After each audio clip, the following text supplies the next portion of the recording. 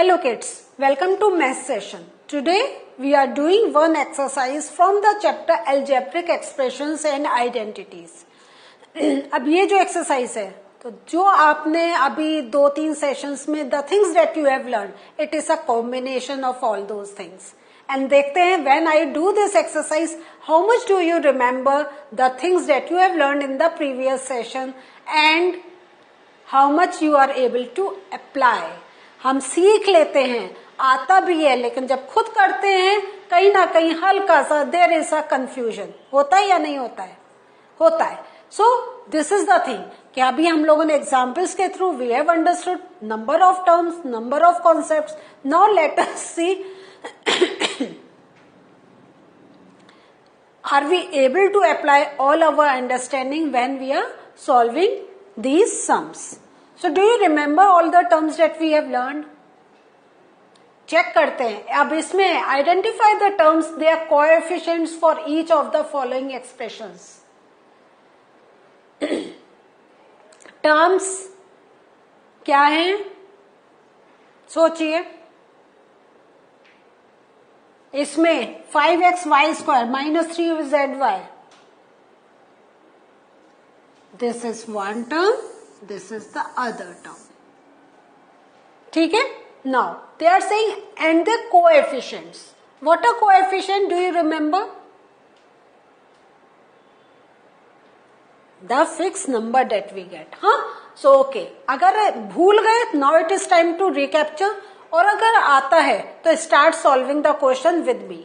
So for first if I take the, तो term मेरा क्या है? Term I am considering 5xy². इस टर्म में मेरा कोएफिशिएंट क्या है? It is 5. ठीक है. The next term that I am considering is 3zy. तो कोएफिशिएंट इसमें क्या है? 3. Clear? Now take the second example.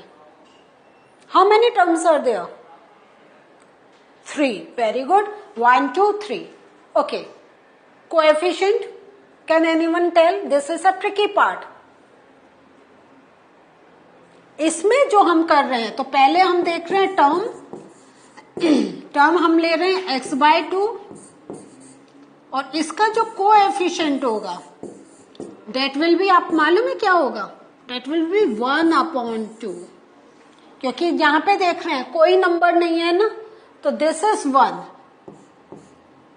And नीचे we are getting one more number, तो we will write 1/2. In the same way अगर हम टर्म ले रहे हैं y/2 तो कोएफिशिएंट इसका क्या होगा? 1/2. Now xy का अगर हम ले टर्म क्या होगा? 1. Whenever there is no coefficient written over here, consider it to be 1. This is very important. Now in this term 0.3, in this अब तो आसानी से कह सकते हैं 0.6 माइनस 0.6 और इसमें 0.5. क्लियर हो गया? तो अगर कोई बच्चा इन केस भूल गया था तो डू रिमेम्बर नाउ कि what are coefficients and what are terms. Okay, now you will get more opportunity to revise all these things. Now classify the following polynomials as, see here, classify the following polynomials as monomial, binomial, trinomial. ये तो आपको पहचानना है, लेकिन one more thing you have to do. वो क्या है? Which polynomial do not fit in any of these 3 categories? Means आपको किस पे, खाली आपको on which you have to put focus on? Monomials, binomials and trinomials.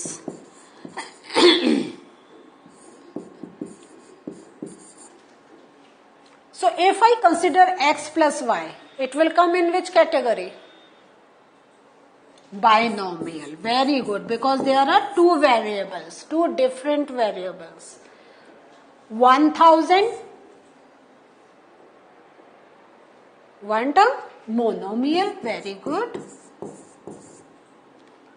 Now x plus x square plus x cube plus x raised to the power 4. इन तीनों में where should I put?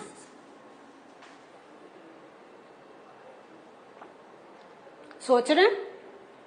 Yes, तो जो ऊपर उन्होंने कहा था which polynomial do not fit in any of these three categories, तो we can not put this to be in any of these, क्योंकि ये क्या हो गए, दे आर मोर देन 3, 1 2 3 4, तो we can not put in any of these categories. Okay, I take one more example. 7 plus y plus 5x. It will come in the category of, yes, trinomial. 7 plus y plus 5x. Because I am getting 3 terms with 3 different variables. 2 variables है ना, x and y. 7 तो हमारे पास constant है. Next.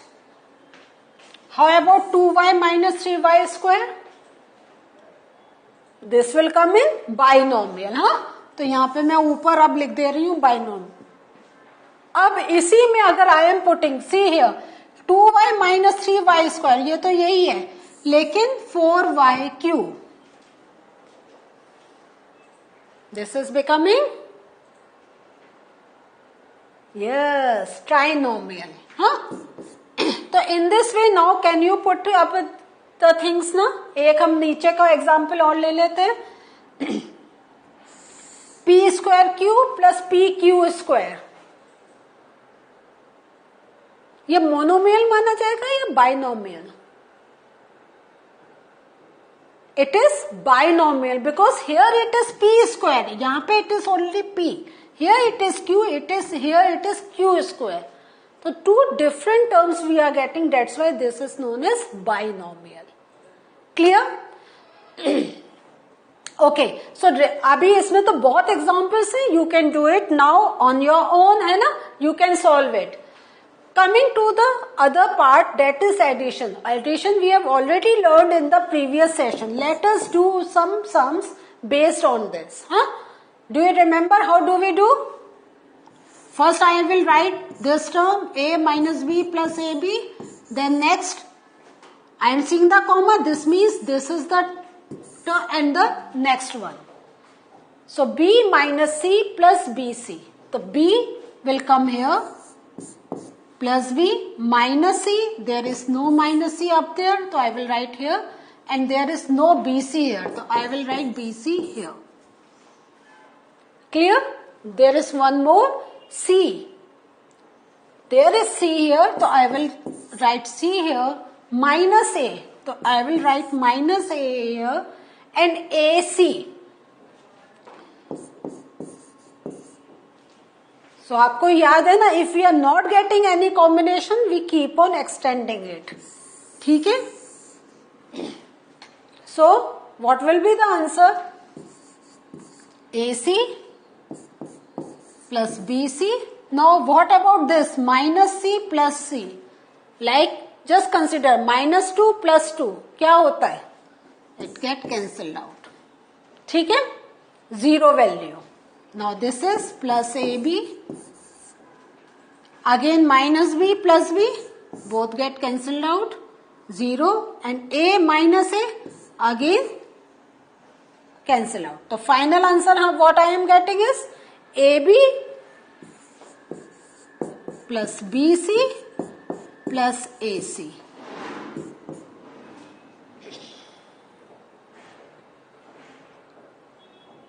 Is this thing clear?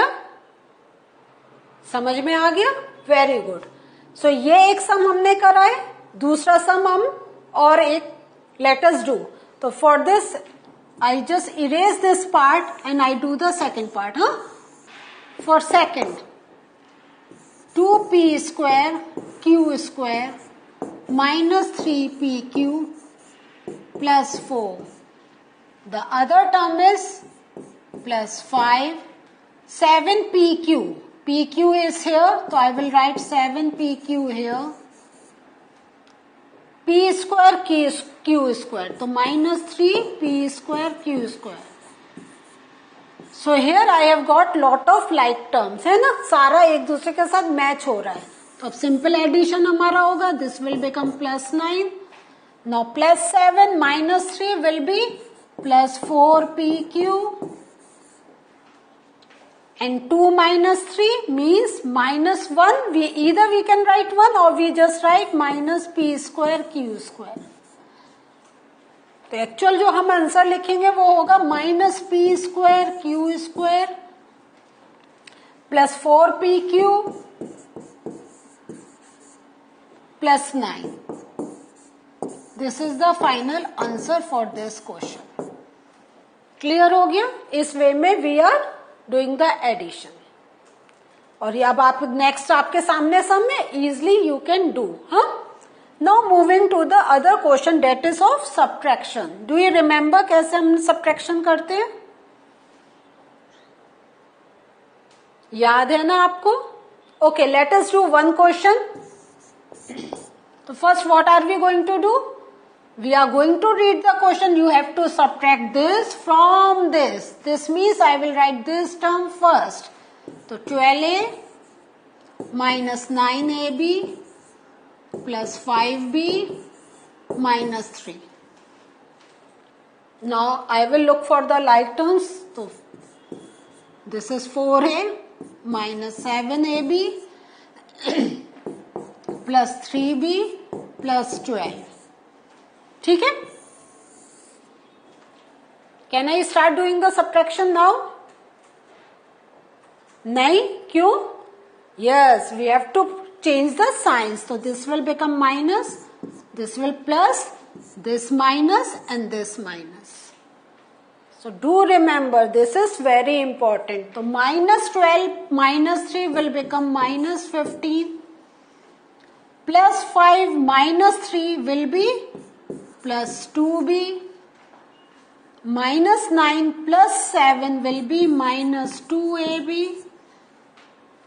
12 minus 4 will be plus का 8.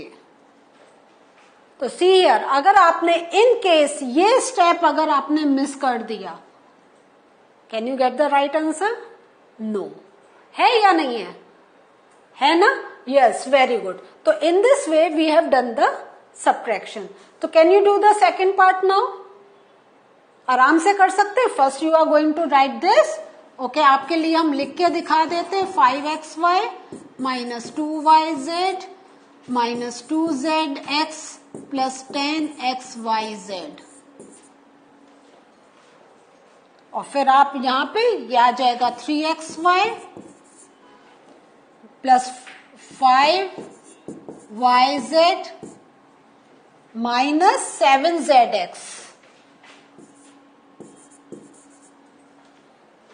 और इसमें you are not getting any xyz, तो ये ऐसे ही रहेगा. And then you will change the sign and will do the calculation. You can do it now? Yes, say yes. So what did we learn today? Today through one exercise we have revised all the concepts about the like terms, about binomial, monomial, polynomials, as well as we have also done the division of addition and subtraction. So this was the learning for us today. In the next session we'll discuss more concepts from the same chapter. In case you have any query, just put it on the app. We are going to discuss there. Okay? So see you again in the next session. Bye.